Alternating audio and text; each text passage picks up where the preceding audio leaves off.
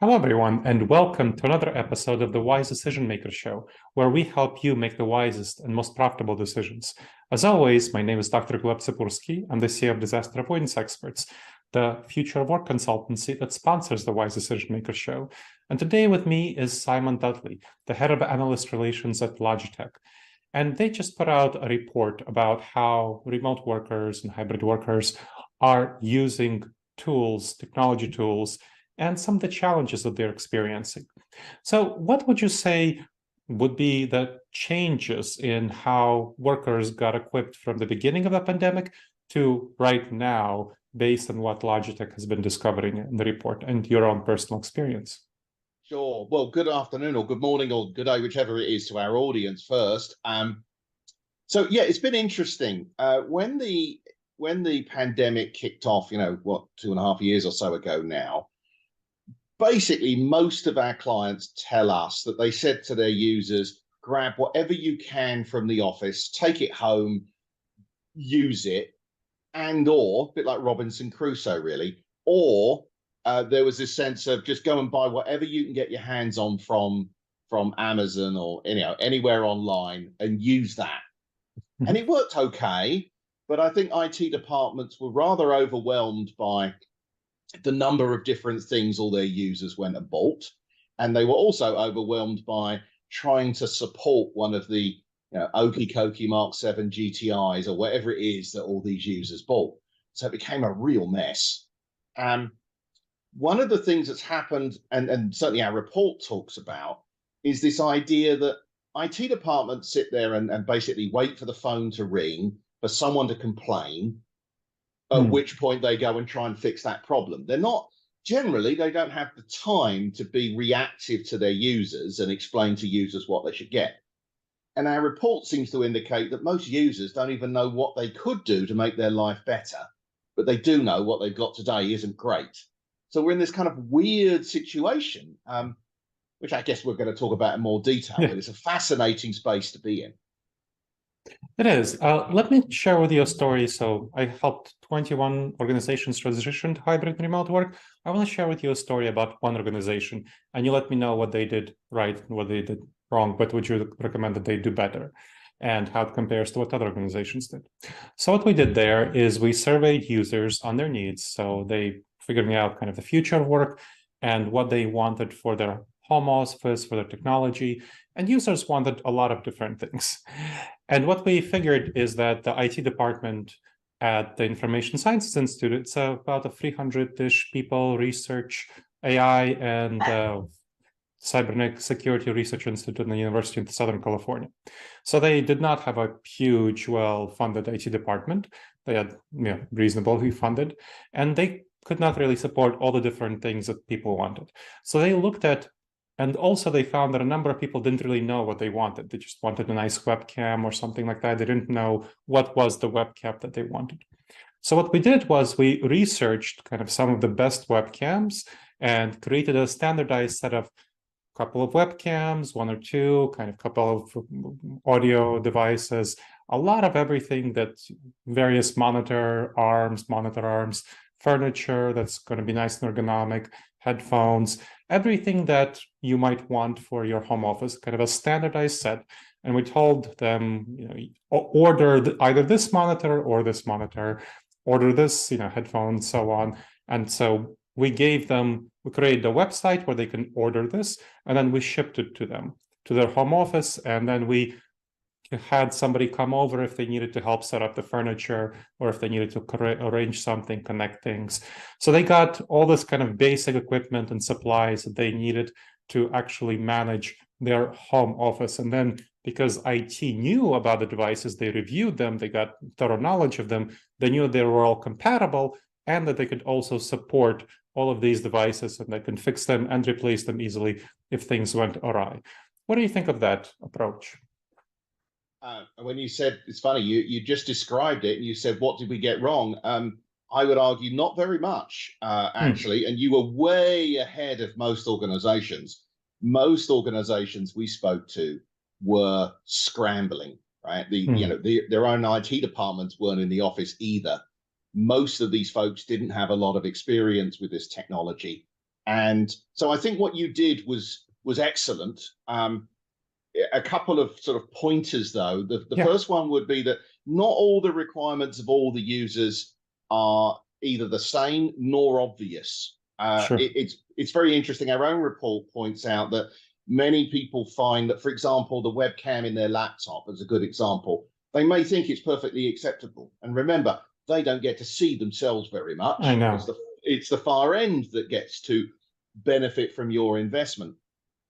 But then they find out that it's not even about the camera necessarily, but it's also about the camera angle, right? If I'm staring down, I'm at that age where having the camera beneath my chin, for example, is rarely flattering. It's rarely flattering for most of us, but it's really very not flattering when you're kind of, mid-50s and put on a few pounds. So I think that part of the problem with such an approach can be, and I'm certainly not suggesting that you did this, but that you ask your users what they want. Well, our own report suggests that lots of users have had no idea what they want. We talk, for example, I'll give you an example. We talk about headsets, right? And people think, oh, well, I'll use Apple AirPods, and because they're great, right? Apple product, make nice AirPods, and they're brilliant, by the way. They're really excellent products, and obviously they sell millions of them a year, but they're not business design products. So as an example, and my dog was perfect in his position a moment ago. My wife just came home. You probably heard him bark in the background. If I'd been wearing something like some of our headphones, it would have cancelled out the sound of my dog. You wouldn't have heard it. If you'd been wearing Apple earbuds, then you absolutely would have heard it, because the noise cancelling is one of those things that people go, oh yeah, I don't hear that white noise when I'm on the plane or the bus or whatever. Yeah, but there's two forms of noise cancelling. There's the cut out the sound that goes into your ears, but there's also cut out the sound that go from your microphones to the far end of the call. Let's be realistic. How many people even know that's a thing? So it's all very good for manufacturers like us to say, we have noise cancelling headphones. To go, oh, I could buy Bose headphones and do that. And by the way, their headphones are excellent at cutting out sound at this end, but they're terrible at cutting out sound at the far end, because that's not what they're designed to do. So, and then there's the other angle that I think a lot of people look at things like a laptop and go, oh, I get a lovely laptop. I've got a Apple, whatever it is, MacBook M1 Pro, beautiful device. But it's really, if you think about it, in many senses, it is a Swiss Army knife, right? It does everything reasonably well. But if you actually had the proper tool, you'd probably use the proper tool rather than the Swiss Army knife. The Swiss Army knife is almost your last resort. Sure. And the other thing that we've been thinking about, and it's a kind of an interesting angle, is that things like a laptop, which is what most of us have when we're working from home, is really designed as a compute device, where increasingly we're living in a world where actually your computer is less focused on being a compute device and more focused, particularly post-pandemic or during the pandemic, as a communications device. That makes sense. They weren't particularly designed for that. They're okay at it, but they don't produce the quality of experience of a high-end webcam or high-quality headphones. The speakers are designed to help you listen to music rather than to do a video call on, for example. So, yeah, we've noticed lots of different changes. I do want to say, for the record, though, I think you did a great job and way better than most. Okay, well, thank you.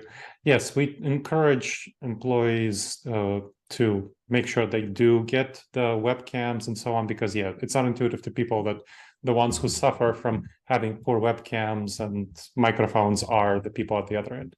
But I noticed from your report that something like just over a third of companies provided their employees with webcams and, well, and external speakers and external microphones. And that was kind of shocking to me, because if you think about collaboration, communication, what we're talking about here right now, the experience of communicating, collaborating through the inbuilt laptop, microphone, and webcam is just terrible from a number of things that you described, and just the lighting, people can't hear you. And again, you're not the one who suffers. The people who suffer are the ones at the other end. So you surveyed about 1,000 IT leaders, Yeah. and I was really confused why that was the collaboration aspect of it was not really addressed. When I think about, let's say, companies trying to get their employees back to the office, they say collaboration, collaboration, collaboration. That's what we want. But you're not providing them with like such simple basic things. I mean, it's going to cost them under, even the high end webcam would be, $200-$300. The microphone is going to be maybe $100, and that's going to solve a lot of your collaboration problems instead of trying to force your employees back into the office, or at least ameliorate them and kind of give you much better experience of collaborating remotely, which even if your employees are going to be coming to the office 2 or 3 days a week, they're still going to be working remotely and collaborating with others remotely 2 or 3 days a week. So what's the disconnect from your experience with IT leaders and providing these tools for effective collaboration? I think that's a very interesting question. And we're frankly still grappling with what the ramifications of this are. But I think our initial thought is this. And by the way, for your viewers who are watching this, please do not take offense at what I'm about to say. But a lot of IT departments honestly go to work to do what they can to support pain problems, right? I've said it when doing keynotes before. There's this concept of the IT department goes to work to not get fired. That gets me in trouble sometimes, but the reality is it's true, because how many of us at the end of a day working think, crikey, my phone worked and my laptop worked and everything worked well. I better ring the IT department and thank them, right?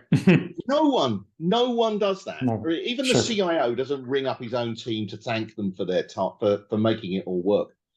So the only time the phone rings is when there's a problem. So all these users are having this very suboptimal experience, with poor quality webcams, which are as cheap as possible in their laptops. And why are they that? Because the manufacturers of these webcams in laptops aren't thinking about a really good quality experience. They're thinking about, is it good enough? It's back to our Swiss Army knife experience. Right? You never use that device to get whatever small boys out of horses' hooves that you get in a Swiss Army knife. You always use the real tool if it's available. You only use the specialist on occasions. So where we got to is this position where IT departments are going, well, the phone isn't ringing, therefore I assume everything's fine. And the users are like, well, I assume this is the best that's available. I mean, they've given me a laptop. I've got all the things. How can I say to the IT department, I want better, when they don't even know better exists? I see. Okay, so that's a really interesting incentive question, where the IT department doesn't have an incentive to kind of make trouble and say, well, there are these better options, and then people will start demanding it, and then they don't have the budget to do so. And their employees just don't know that there are better options. They're thinking, well, I got this, and this is what I'll use, instead of trying to figure out, is this really a good way of actually accomplishing the goals that I'm trying to do? And the ones who suffer, the end users who suffer, are the employees of the company and their customers and their prospects. Because if you're doing sales, remote sales, that is a pretty bad experience if the people at the other end can't really see very well or hear very well and are not sold very well. If the customers are not well supported, so external stakeholders are not well supported, again, due to poor communication, and internal stakeholders are not collaborating together effectively. And so the end result is that that's really bad for the leadership, but no one is really motivated to address this issue, is what you're saying. So that's what you're finding. Am I hearing you correctly? Yes. But I do want to defend IT just momentarily here. It's more that it's not so much that they are like, well, let's not poke that bear. That looks like a big problem if we go and ask people. They don't know to ask people. And I think one of the things there's a lot of talk, not part of this survey perhaps, but parts of other things we've seen, that folks who are working from home aren't perceived to be as, should we say, professional, right, as those who come into the office. But in the old days, when I used to go to an office, I would wear a suit. Now, why would I wear a suit? Well, I wore a suit because it conveyed something about me. And our environments convey something about ourselves in the modern environment. So if you're sat on a couch and the camera's looking up your nose and you can't hear very well when the dog barks or the FedEx guy turns up, whatever it is, that does not look good for you. And I, you know, have an environment like I have this. This is a real environment. Your office looks fantastic. And why do you do that? You do that because you want to look professional. You want to have be respected. It's the same reason you would wear a suit and tie. It isn't about comfort. It isn't about it's about conveying something about yourself. And it's very easy for us all to turn around and say, oh, well, none of that matters. And it should be about what's in their head, not how they display it. But that's also not the human condition, is it? The person who dresses well, who wears I mean, why don't we all turn up to work in, you know, sweatpants or in our pajamas? We don't, because it doesn't convey a professional experience. Yep. And I think there's that thing that people forget about that. When they're on video, you want to look good because you want to convey, you want someone to have some respect for you before you even open your mouth. Because if they don't respect you before you open your mouth, anything you say will be ignored anyway. Yeah, I think from the report, I recall that over 60% of the people are not happy with how they look on video, but I think they don't think that the issue is their webcam. They think that, oh, it's kind of the environment in which I am, instead of thinking maybe I can get better lighting, maybe I can get a better webcam, and I can have a more professional appearance and convey and make a better impact on others, right? Which is really, really important, as you're pointing out. Now, I want to talk about also the productivity angle. So you found that some people, workers are, so we're talking about communication, collaboration, but there's also productivity. So for example, a lot of workers don't have the technology / furniture to have an ergonomic environment and to have a well-productive environment. And you know, when you're thinking about people who are coming into the office, right? Almost no one is coming into the office, let's be honest, 5 days a week. And it's going to be 2-3 days a week if they're coming into the office. So you're still having about half of your work done in the home office. You're communicating, collaborating somewhat, but you're definitely doing your deep work, your individual work in the home office. So productivity is incredibly important. And not having good ergonomics, the technology, furniture, and so on, is a serious issue. And that's why with the clients that I work with, we make ergonomics a high priority to make people well comfortable, because productivity is incredibly important.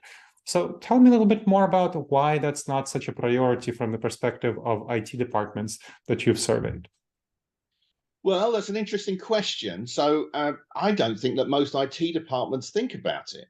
Things like good ergonomics, good desk chair relationships, good lighting and environment, those sorts of things, those have, in an office environment, typically been run by facilities and HR. IT will then provide the computer that will go on the desk, but they don't set up the lighting, the plants, the air quality, the chairs that you sit in. IT does not have a point of view on things like, you know, do you have a nice Herman Miller chair or not? That's not their problem. And so they don't even think about it. Do you have a keyboard? Yes. Right. Well, I have the keyboard on my laptop, but of course, by its nature, it's a tiny keyboard because it has to be to fit on my laptop. And if you're using it for a couple of hours a week on an aeroplane or you know, in a coffee shop, it's fine. When you're using your entire day bent over looking at a 13-inch display with a cramped little keyboard, and you're using the trackpad on your computer, that actually has, not only does it make people less productive, but actually it's going to have some very important long-term healthcare issues for lots of people. The number of RSI, back problems, eye strain issues that users are beginning to exhibit is going to become a real problem. And not only is that bad for the productivity of those users, but it's also extremely bad for the company when lots and lots of people start coming off sick with things like backache and eye strain and RSI and all those things.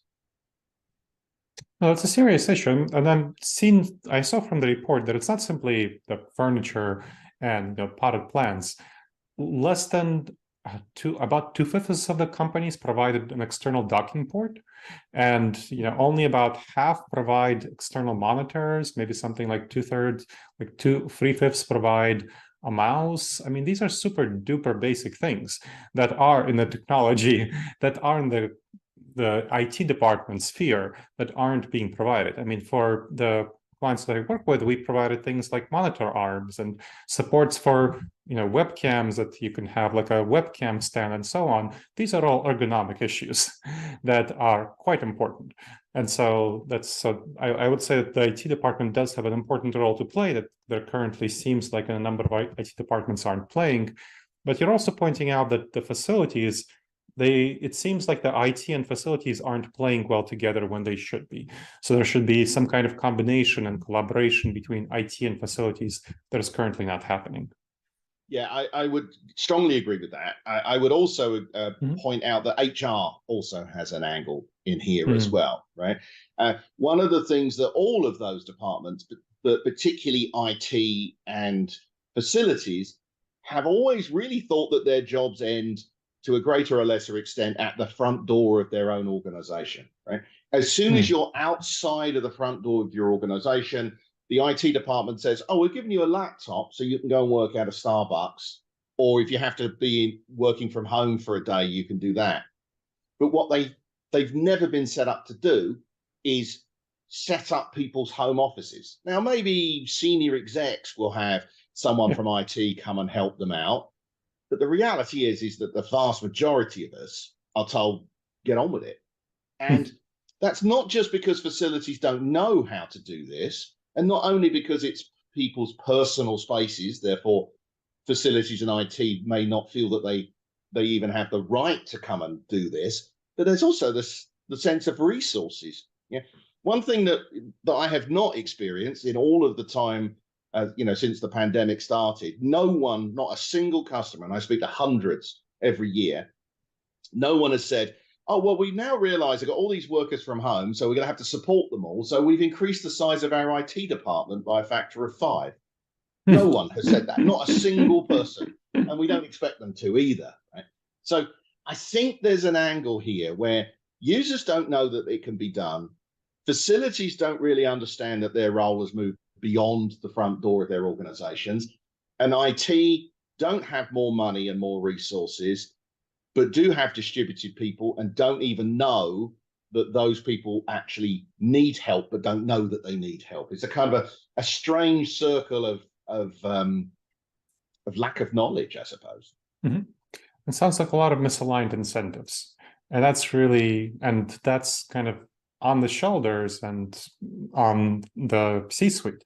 This is what I was talking about. The C-suite is the one that in the end is the one that needs to pull these things together. When there's a misalignment of incentives between the IT department, which we bash them some, but they do deserve some bashing, but they're not responsible for the full scope of the problem. Some facilities, some HR, and in order to get workers to be productive, to collaborate effectively, to communicate effectively, both to external stakeholders, doing sales, doing customer support, and to internal stakeholders, communicating, collaborating with other employees, there needs to be a lot of intervention from the top in order to support staff who, again, to coming into the office 2 or 3 days a week, that means that you're still doing about half of your work outside the office. So what do you think is going to be the future in this area? What are you finding from the report, from your own experience talking to your customers? Well, so there's a couple of angles here. I think the first one is, now that we've realized, the report's brand new, I think this is to an extent a bit of a revelation to us as well. So I think what we've realized is that a lot of clients just do not even understand this as a problem, and they don't know what to do about it. Even if you were to look at a high-end solution from us, let's just, we're not the only player in the market. Other players exist, but Logitech's painting a major player. So a device like the Logidock that I'm using now, so a Logidock and a ergonomic keyboard and mouse from us and a high-quality webcam and a solution like that, all up is going to cost you about $1,000. If I turn Very around reasonable. to well, yes, particularly when you turn around to an HR department and say, how much does it cost you when your users are off, your workers are off sick with RSI issues or with eye strain or with migraines, or they leave your company because they just get burnt out? I mean, burnout's a major problem for so many companies today. If I I mean, turn around to them and from a sales department perspective, so how much do you lose when you lose a customer because they're not well supported, or you lose a prospect because you're not able to make the right impression, right? absolutely, absolutely. So if you turn around to HR and facilities and say it's $1,000 a user, and we're not going to mitigate every problem. I can't make people not sit on the end of their bed to do all their work, for example, right? There are other elements to this, but a significant part of it can be mitigated with technology. If you turn around to those people and say it's $1,000 a user, they would bite your arm off for it, because replacing people, even ignoring the human factors, but just simply having people who can no longer work for you or are burnt out for you and leave and go and join another company, replacing them costs so much more money than actually making these people more productive. It's That about a it's year's crazy. salary. It's about a year's Yes. salary. Yep. Oh, I was even thinking just a quarter of a year's salary. No, that's the typical hiring to have a search, to hire someone, to train them up to the same level as someone who left is about a year's salary. That's kind of Right. the benchmark from an HR perspective. Wow. I mean, I'm older than I like to pretend. I'm older than I look. But 25 years ago, Herman Miller came out with their chairs. I'm sitting in one now, the Aeron chair, and they were about $1,000 each. And millions of companies bought those products because they made the backache problems for most of their users go away. And you could still buy one of those Aeron chairs for $1,000, and you could buy a thing that looks similar but wasn't for like $80. And almost every corporate went and bought the good one because they understood what it meant.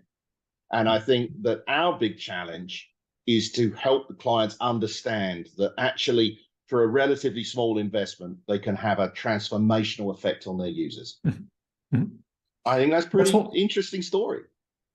It is. I think one of the reasons that the clients I work with, we got a standardized package for our users is because we made sure they're all compatible and supportable by IT.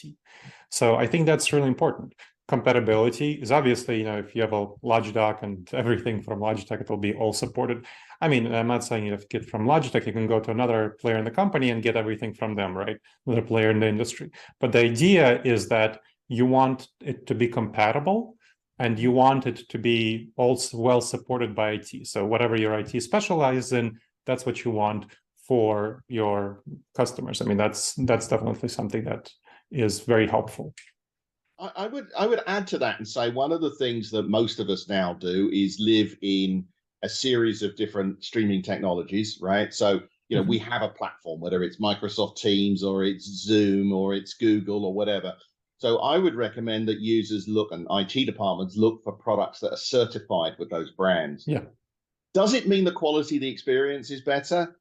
Actually, sometimes yes, but primarily, often you can't really tell the difference. But what you can do is when you ring up for support and you ring up Microsoft or you ring up Zoom or you ring up Google and they say, what are you using? And you tell them, and that device is certified, that's going to make your support problems 10 times easier than if you're running the Okie Kokie Mark 7 GTI.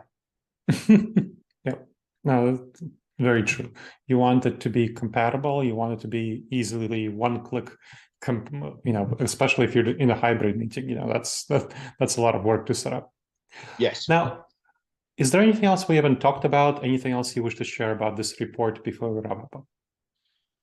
I think that the biggest amazing thing to me about this report was that it's not about that the technology doesn't exist, and it's not even about IT departments not being prepared to invest.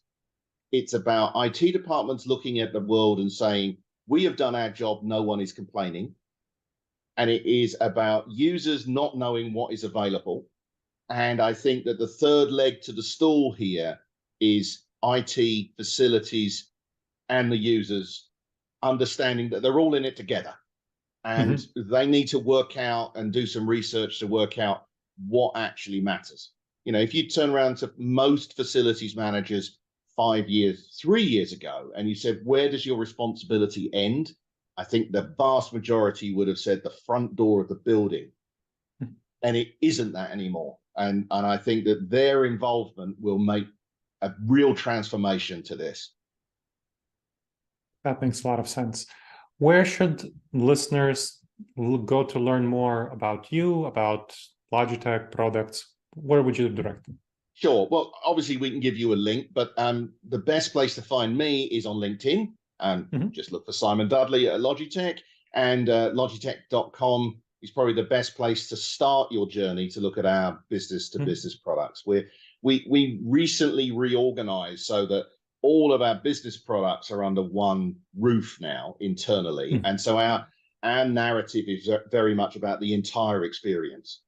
And then the last bit, I suppose I will say, is one thing that people don't realize that Logitech is very big in is not just the personal experiences, but also for when you are dialing into those meeting rooms. We're actually the largest provider of video solutions in meeting room environments, as well as a personal. So if they're looking at both ends of the same equation, we can help them with all of it. Excellent. Well, thank you very much, Simon. That was very helpful. Thank you. I've thoroughly enjoyed our conversation. All right, everyone, and I hope you have enjoyed the conversation too. This has been another episode of the Wise Decision Maker Show, where we help you make the wisest and most profitable decisions. Please make sure to subscribe to the Wise Decision Maker Show on whichever venue you chose to listen to us and to watch us, and make sure to leave a review to help other people discover the show and to help us improve the show. I look forward to seeing you in the next episode of the Wise Decision Maker Show. In the meantime, the wisest, most profitable decisions to you, my friends.